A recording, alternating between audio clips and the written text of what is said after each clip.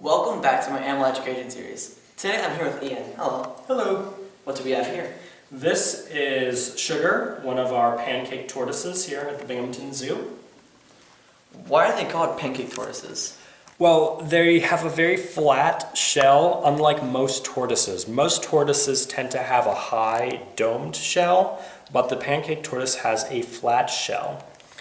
And the flat shell is actually rather squishy. There's a bit of give to it. It's not as stiff and strong as other tortoise or turtle shells.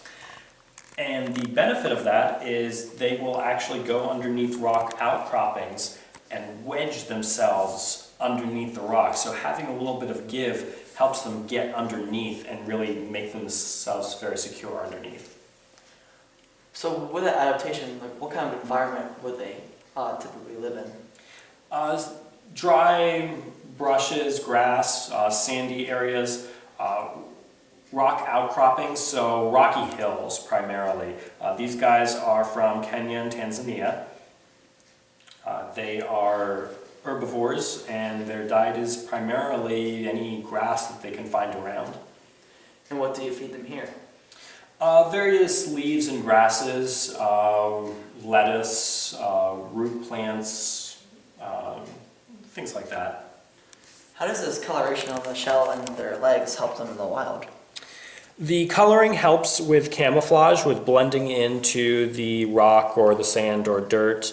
Their legs are, for their size, quite powerful, and it gives them enough leverage and torque to really get underneath rocks to find shelter from predators.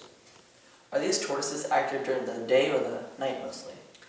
Mostly actually during the mornings specifically. They will come out, bathe in the sun, they'll eat some grass, and then during the hot middle section of the day they'll go in underneath rocks, stay there. Evenings they may come out, and at night they avoid any predators by staying underneath rocks.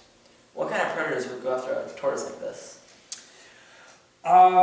Certain mammals might. The soft shell means that they are more at risk of maybe a strong beak of a bird, maybe a raptor or something getting in, but certain land mammals that are relatively dexterous with their paws might go after these guys. How do the scales on their legs help them in the wild? I actually do not know. Besides being covering for protection against maybe scrapes or things like that, but I do not have a solid answer to that. That's a good question. And how do the claws help them? I see they have kind of longer ones in the back than the front. Those help with getting traction, to be able to dig into the soil or get a hold onto any grooves in the rock and give them traction to get to rock outcroppings and then to wedge themselves in. Is this species of tortoise endangered or not so much? They are classified as vulnerable, so they are at risk of becoming endangered, but they are not, their population trend currently is not, shall we say, in the red. How did you come into possession of this animal? We acquired them from the Bronx Zoo. Well, two of our pancake tortoises we acquired from the Bronx Zoo, and then the other one we acquired from Houston. What is your favorite thing about this species of tortoise?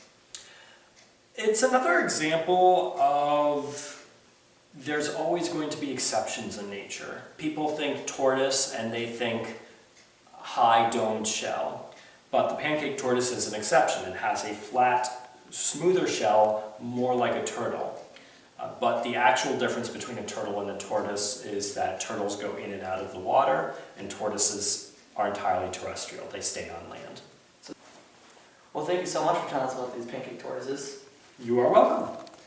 And if you guys enjoyed this week's episode, don't forget to leave a big thumbs up down below, subscribe to my channel, and also don't forget to check out my Instagram, @ColeShirk. As always, I'll see you next week.